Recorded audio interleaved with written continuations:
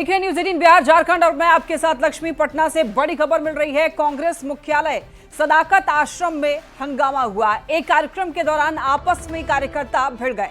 प्रदेश अध्यक्ष राजेश राम और कांग्रेस नेता शकील अहमद खान की मौजूदगी में कार्यकर्ता आपस में भिड़ गए।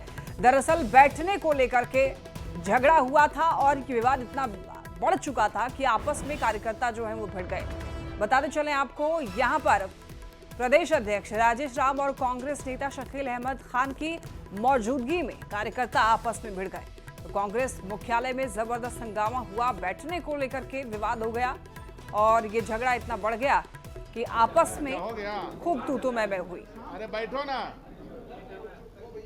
काहे? अरे बाद में डिस्कशन कर लेंगे। तो बैठने को लेकर के यहाँ पर कांग्रेस के जो कार्यकर्ता हैं, बताया जा रहा है कि उनमें तू मैं हो गई और वहां पर विवाद बढ़ गया, झगड़ा हो गया। कांग्रेस मुख्यालय की ये तस्वीरें आप देख सकते हैं। यहाँ पर कांग्रेस के बड़े नेताओं की भी मौजूदगी थी, लेकिन इसके बावजूद कार्यकर्ताओं में चलिए झगड़े का ये मामला है। अच्छा हो गया, अरे बैठो ना। खबर पटना से देखिए, विधायक चेतन आनंद से मारपीट की खबर है। चेतन आनंद और समर्थकों से मारपीट की गई है। एम्स के गार्ड पर मारपीट करने का आरोप लगा है। मरीज को देखने के लिए चेतन आनंद पहुंचे थे और गार्ड के खिलाफ मामला दर्ज किया गया है। देखिए, बताया जा रहा है चेतन आनंद के बॉडीगार्ड के पास हथियार था और इसके कारण जो एम्स के गार्ड थे उनको अंदर नहीं जाने दे रहे थे। काफी देर तक बिठाया। बताया जा रहा है कि गार्ड ने बदतमीजी की और अब गार्ड पर कई गंभीर आरोप लग रहे हैं और ऐसे में बताया जा रहा है कि गार्ड के खिलाफ मामला दर्ज किया गया है। फुलवारी शरीफ थाना क्षेत्र के अंतर्गत जो एम्स संस्थान है उसमें कल रात को एक घटना हुई थी, जिसमें दो पक्षों के बीच में गाली गलौज, मारपीट और दुर्व्यवहार संबंधी शिकायत पुलिस के समक्ष दर्ज कराई गई है। इसमें से एक पक्ष डॉक्टर आयुषी सिंह हैं, उनके द्वारा एक आवेदन पुलिस को दिया गया है फुलवारी शरीफ थाना को। उनके साथ एम्स प्रशासन में एक जो डॉक्टर हैं वहाँ पर और साथ ही साथ स्टाफ द्वारा गाली गलौज और दुर्व्यवहार किया गया है। उसमें प्राथमिकी दर्ज की जा रही है और आगे की इसमें कार्रवाई की जा रही है। वहीं दूसरे पक्ष की तरफ से एम्स प्रशासन की तरफ से भी एक आवेदन पुलिस को मिला है, उस पर भी एफआईआर की जाएगी। नया मामला देखिए नालंदा का है, जहां पर 2 अंचलों में इस तरह का मामला सामने आया है। आवास प्रमाण पत्र के लिए कार की फोटो और फिल्म के पोस्टर लगाकर आवेदन दिया गया है। 18 जुलाई को एक लड़की के नाम पर आवेदन दिया गया है। आवेदन की संख्या है BRCCO 2025/16281179।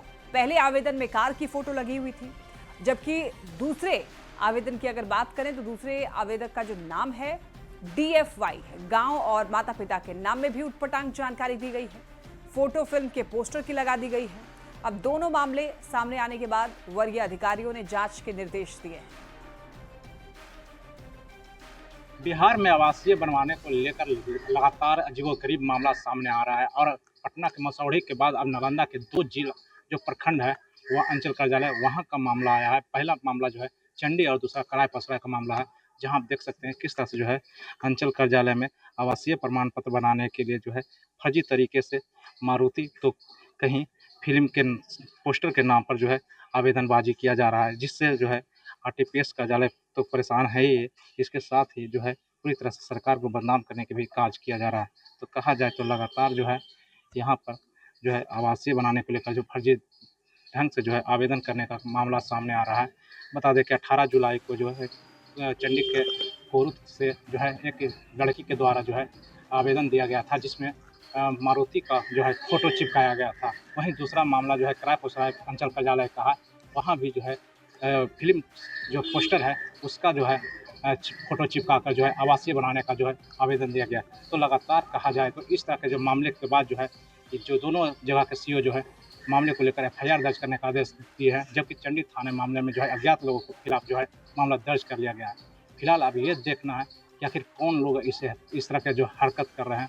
हालांकि जो चंडी CO हैं वो भी अपील कर रहे हैं कि इस तरह की हरकत ना करें, क्योंकि किसी असामाजिक तत्वों के बहकावे में आकर जिस तरह से जो लोग कानून को अपने हाथ में ले रहे हैं, लगातार जो है खिलवाड़ कर रहे हैं, खास करके जो है RTPS के साथ खिलवाड़ करने का काम कर रहे हैं, वो इस तरह की हरकत बंद कर दें, अन्यथा उनके ऊपर कड़ी कार्रवाई की जाएगी। इस तरह का CO जो है लगातार अपील कर रहे हैं।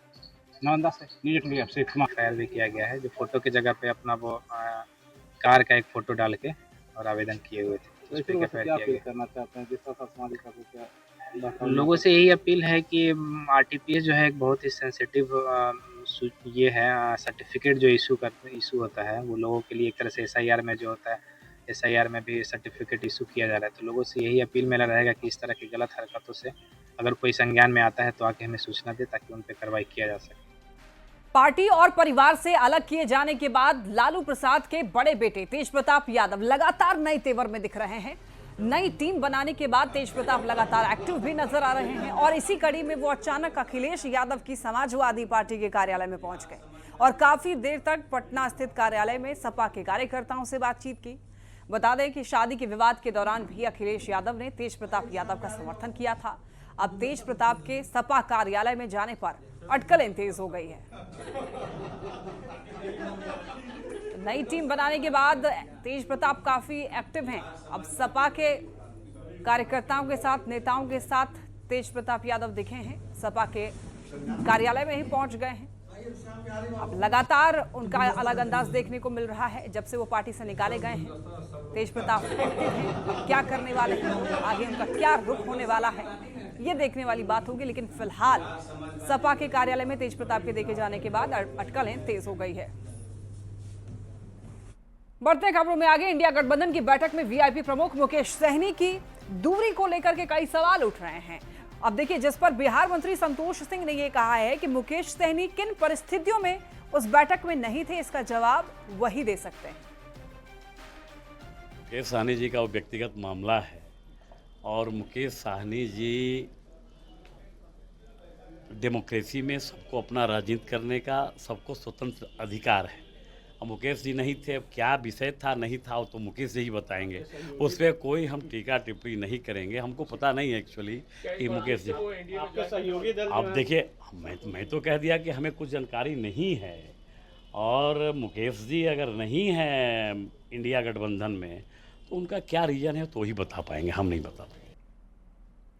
बिहार में सामने आए सीएजी की रिपोर्ट पर नेता प्रतिपक्ष तेजस्वी यादव ने सरकार पर सवाल उठाए थे, जिस पर मंत्री संतोष कुमार सिंह ने पलटवार किया। उन्होंने तेजस्वी यादव को अकाउंटेंसी सीखने की सलाह दी, क्योंकि अभी ऑडिट चल रहा है और जब तक ऑडिट चल रहा हो तब तक किसी पर आरोप नहीं लगाया जा सकता। अभी रिपोर्ट चूंकि अमल चलते रहता है, जो 71,000 करोड़ 71,000 81,000 करोड़ कर रहे हैं, अभी तो ऑडिट चल रहा है, ये ऑडिट का विषय है। अब तेजस्वी जी को वे भी कहेंगे तो उनको लगेगा कि हमको प्रपोजल कोई दे रहा है, उनको अकाउंटेंसी सीखना पड़ेगा। उनको किसी सीए से जाके मिल लें कि ये 80,000 81,000 का जो डिफरेंशियल जो सीएजी रिपोर्ट में आया है, तो अभी चल रहा है, उसका ऑडिट चल रहा है। ऑडिट फाइनल होने तक किसी पे क्लेम लगाना कहाँ से न्याय उचित। बिहार के डिप्टी सीएम यहां पर विजय सिन्हा ने भी एसआईआर के मुद्दे पर तेजस्वी यादव और राहुल गांधी पर पलटवार किया है। विजय सिन्हा ने बिना नाम लिए इशारों में राहुल गांधी को केंद्र में पप्पू और बिहार में तेजस्वी यादव को अप्पू बताया है। ये बता दें खुल करके, 1 महीना तो दावा आपत्ति करने का है, साबित करें। ये सच से भाग रहे हैं। 1 महीना दावा आपत्ति का मिला है, क्यों नहीं कर रहे? कोई प्रामाणिकता नहीं दे पा रहे।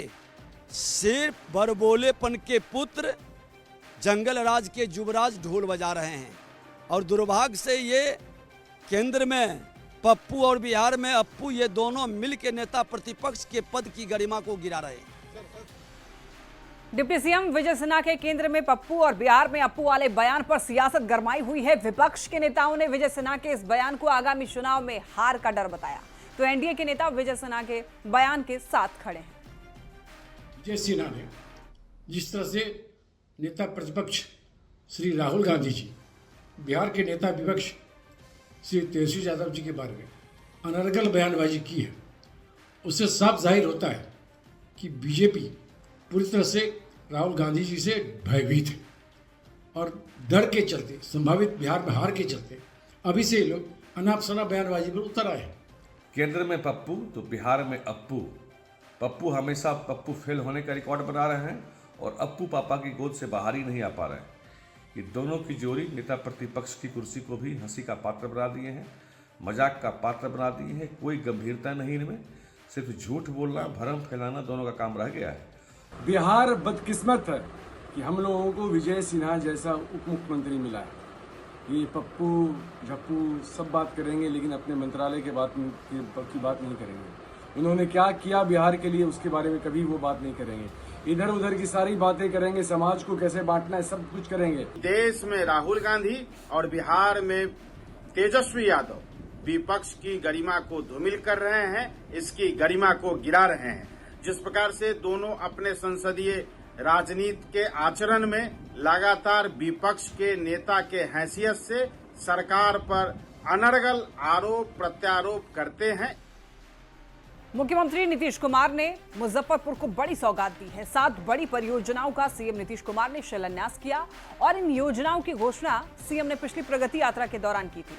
देखिए, सीएम नीतीश ने भगवानपुर चौक से सभी योजनाओं का ऑनलाइन तरीके से शिलान्यास किया। उसके बाद पताही टीचर ट्रेनिंग कॉलेज गए, वहां पर विभिन्न लाभार्थियों के साथ संवाद किया और फिर कपरपुरा में बन रहे आरओबी का निरीक्षण किया।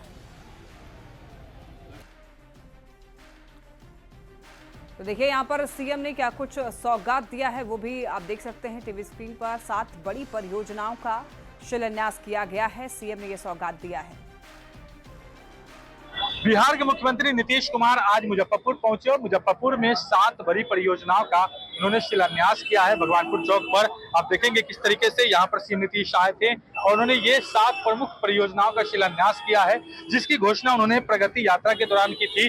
यहाँ पर आप देखेंगे 74.18 करोड़ की लागत से मुजफ्फरपुर के शिवहर मीनापुर काटी NH 28 से रघाई घाट पथ के जाने वाली सड़क का जो है 9.7 किलोमीटर सड़क जो है उसकी चौड़ीकरण मजबूती कार्य का जो है शिलान्यास किया गया है।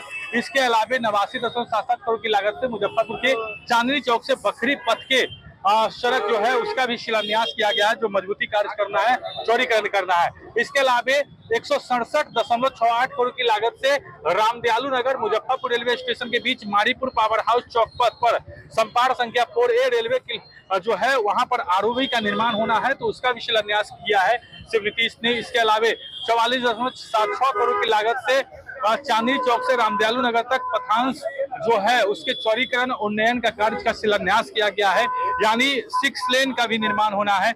इसके अलावा यहाँ आपको दिखा दे कि 52.5 करोड़ की लागत से शिवहर मीनापुर कांटी पथ जो है उसकी भी चौड़ीकरण की जाएगी। इसके अलावा 2428.9 लाख की लागत से यहाँ पर भटगामा और गायघाट प्रखंड का जो भटगामा मधुरपट्टी घाट है, जहां नाव हादसा हुआ था, उस पर पुल का निर्माण होना है, बड़े पुल का निर्माण होना है, उसका शिलान्यास हुआ है। इसके अलावे जो सिपहापुर से चक मोहब्बत तथा जेल चौक मुजफ्फरपुर पूसा रोड चंदवारा पथ पहुंच पथ है, उसका भी निर्माण होना है और उसका भी शिलान्यास किया गया है। तो कहीं ना कहीं 7 बड़ी परियोजनाओं का सीएम नीतीश ने शिलान्यास किया है और इधर उसका पूरा जो है रोड मैप तैयार किया गया है। किस तरीके से देख सकते हैं, जो पूरा ग्राफिक के तहत बताया गया है, पूरा नक्शा बताया गया है कि किधर से किधर क्या कुछ बनने वाला है। पूरा ये जो है सीएम नीतीश ने खुद इसका निरीक्षण किया है और इसके बाद जो है वो पताही टीचर ट्रेनिंग कॉलेज गए हैं। तो सीएम नीतीश आज मुजफ्फरपुर पहुंचे। मुजफ्फरपुर में 7 बड़ी परियोजनाओं का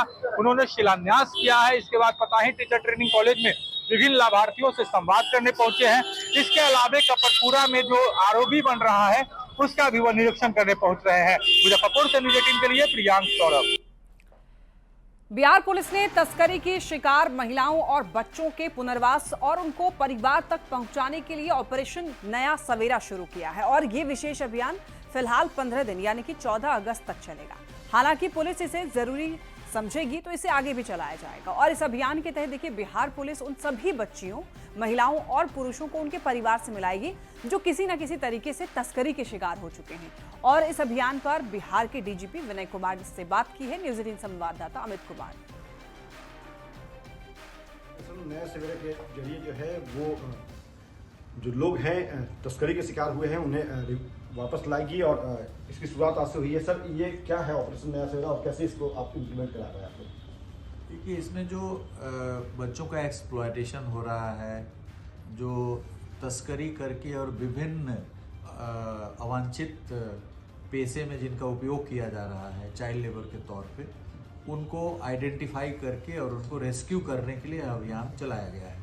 इसके पहले भी ऑपरेशन मुस्कान चलाया गया था सीआईडी के तत्वावधान में और इसमें बहुत सारे बच्चों को रेस्क्यू किया गया था जो विभिन्न प्रकार के हैजार्डस प्रोफेशन में लगाए जाते हैं, कंस्ट्रक्शन इंडस्ट्रीज़ में, दुकानों पे, होटल्स में, घरों में भी बहुत सारे लोग बच्चों को यूज़ करते हैं। तो इस तरह के जो बच्चे हैं जो एक तरह से ट्रैफिक करके होस्टेज बना करके जिनका उपयोग हो रहा है, ऑर्केस्ट्रा में इस तरह के बच्चों का उपयोग हो रहा है, बहुत सारे इंडस्ट्रीज वगैरह में हो रहा है, तो उनको आइडेंटिफाई करके अभियान स्वरूप इसमें कार्रवाई की जाएगी। फौरी तौर पे 14 अगस्त तक ये अभियान चलेगा सर, लेकिन आगे भी क्या इसको कंटिन्यू करने का है कुछ प्लान? नहीं, समय समय पे अभियान चलते रहा है। पहले भी ऑपरेशन मुस्कान भी कई फेज में चला था, कई दफ़ा चला था। उसी तरह से ऑपरेशन सवेरा भी हम लोग चलाएंगे, हर क्वार्टर में हम लोग एक बार चलाने की कोशिश करेंगे। Thank you. चलिए, तो ये थे हमारे साथ डीजीपी विनय कुमार। अमित कुमार, न्यूज़ 18 पटना। नालंदा के मॉडल अस्पताल बिहार शरीफ के एएनएम स्कूल की छात्राओं की हालत दयनीय है। सोशल मीडिया पर वायरल हो रहे एक वीडियो ने उजागर किया है कि किस तरीके से यहां पर जो छात्राएं हैं एक जर्जर और खतरनाक भवन में रहने के लिए मजबूर हैं। वायरल वीडियो में यह देखा जा सकता है कि छात्रावास के कमरों में बिस्तरों पर बाल्टियां रखी हुई हैं जिनमें छत से लगातार पानी टपक रहा है और छतों के प्लास्टर तक उखड़ चुके हैं। देखिए, आप तस्वीरों में देख सकते हैं कि जगह जगह पर बर्तन रखे गए हैं। बारिश के समय में स्थिति यहाँ पर काफी ज्यादा दयनीय है। अब आप देख सकते हैं कि छत से पानी टपक रहा है और इसी वजह से यहाँ पर बाल्टियां रखी हुई हैं और ये स्थिति है यहाँ पर बेडरूम का।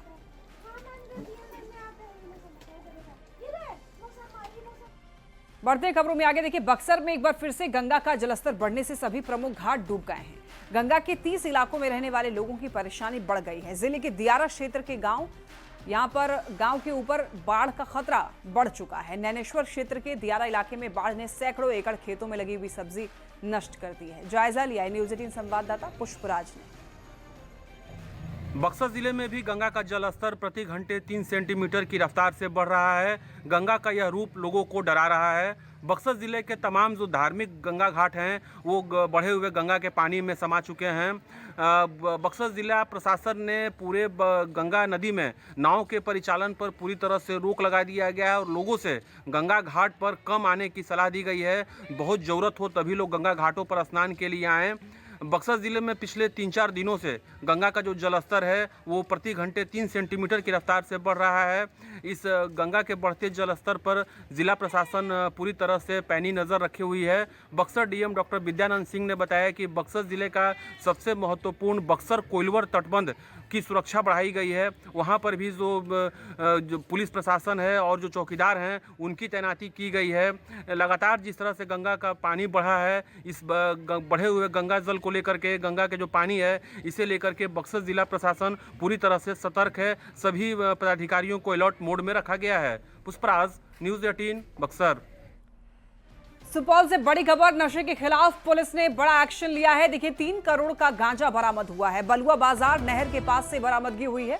मुखबिर की सूचना पर एसपी ने कार्रवाई की है और यहां पर 1718 किलो गांजा से भरा हुआ पिकअप जो है छोड़ करके ड्राइवर जो है वो फरार हो गया है। बलुआ बाजार नहर के पास से बरामदगी हुई है गांजे की और इसकी बाजार में कीमत 3 करोड़ बताई जा रही है।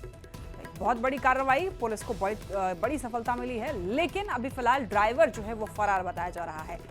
यहाँ पर 1718 किलो गांजा से भरा हुआ पिकअप छोड़ करके चालक जो है वो फरार हो गया है। एसपी ने कार्रवाई की है मुखबिर के सूचना के आधार पर।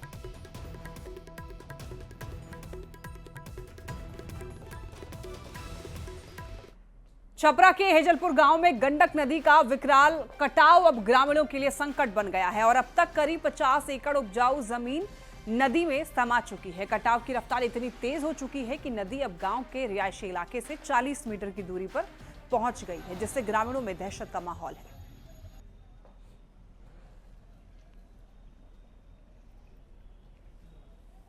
के लिए जो कार्य चल रहा है इसमें कोई फायदा है नहीं, क्योंकि ये अभी दिन में काम हो रहा है, रात में भस जा रही है। कहना चाहिए सर, ये सब खाली पैसा पानी में जा रहा है, कुछ हो नहीं रहा है सर। यहाँ बोल्डर का जरूरत है, ये लोग खाली ये झाँक डाल रहे हैं, सब पानी में पैसा जा रहा है। 10 गो ठेकेदार काम कर रहा है, सब पैसा बेकार जा रहा है सरकार। वहाँ पे काम जारी है और हम लोग वहाँ पे काम लगातार डीएम साहब भी मॉनिटरिंग कर रहे हैं और सिंचाई विभाग भी लगातार उस पर मॉनिटरिंग कर रही है।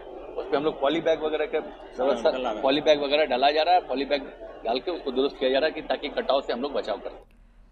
खबर सहरसा से, जहां पर ग्रामीण कार्य विभाग की एक ऐसी सड़क जिससे बनने से 4 जिले आपस में जुड़ते, लेकिन 5 साल बाद भी काम ही शुरू नहीं हुआ है।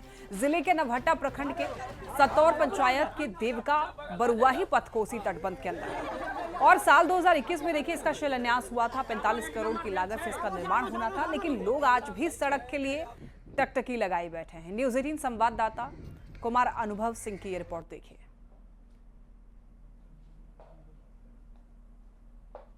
अभी हम मौजूद हैं नवहट्टा प्रखंड के बेलही गांव में। ये जो है आपको हम दिखाना चाहेंगे ग्रामीण कार्य विभाग का जो है करतूत। यहाँ पे 45 करोड़ से ज्यादा का जो है सड़क का शिलान्यास जो है 2021 में किया गया था, लेकिन आज तक तकरीबन 5 साल बीतने को है, लेकिन आज तक ये सड़क का निर्माण जो है शुरू नहीं किया गया है। आप देख सकते हैं यहाँ पे जो है जो स्थानीय सांसद है मधेपुरा के दिनेश चंद्र यादव और स्थानीय विधायक गुंजेश्वर शाह जो महसी के विधायक हैं जदयू से, उनके द्वारा जो 2021 में जो शिलान्यास किया गया था, लेकिन आज तक जो है इस सड़क का जो है निर्माण शुरू नहीं हो पाया है। इस सड़क की कुल लंबाई जो है तकरीबन 25 किलोमीटर है और 45 करोड़ की लागत है। इस सड़क पे जो है तकरीबन 35 पुलिया और 7 जो है बड़े पुल का निर्माण होना था, लेकिन आज तक नहीं हो पाया है। इस सड़क की स्थिति हम आपको दिखाना चाहेंगे, जो क्या स्थिति है इस सड़क की। जो अब हालात ये है, जो ग्रामीण जो है इस सड़क पे जो है धान रोपने का काम कर रहे हैं। कुछ ही दिन आपको साफ तौर पर देख सकते हैं, इसमें गाड़ी तो चल नहीं सकती है, पैदल भी चलना मुश्किल है, लेकिन आज तक इस सड़क का निर्माण नहीं हो पाया। ये सड़क जो है बनने से यहाँ के जब शिलान्यास हुआ था तो स्थानीय लोगों में काफी खुशी थी, जो सहरसा जिला जो है मध्य दरभंगा और मधुबनी से जुड़ेगा, लेकिन आज तक नहीं जुड़ पाया है। स्थानीय लोग हैं, उनसे हम बात करना चाहेंगे। ये बताइए कि क्या स्थिति है सड़क का, कब बनना शुरू हुआ था और क्या स्थिति है? ये 21 में शिलान्यास किया गया संसद महोदय के द्वारा, स्थानीय विधायक के द्वारा, लेकिन हम लोग की कल्पना थी कि रोड बन जाएगी, लेकिन इस पर पैसा बंदर बाट जो भी हुआ किया, लेकिन आज तक रोड नहीं बनी। लोग को बहुत आशा और उम्मीद था, तो अगर यह सड़क बन जाएगा तो दरभंगा, मधुबनी, सुपौल और सहरसा के लोगों को दूरी घटेगा। यह माने बहुत आने वाला भविष्य में सबके लिए अच्छा होगा, लेकिन यहाँ का जो स्थिति है, न संवेदक का कहीं पता है, न विधायक जी, न सांसद जी, न पंचायत प्रतिनिधि। और इसी के साथ इस बुलेटिन में इतना ही। आप देखते रहिए न्यूज़ 18 बिहार झारखंड।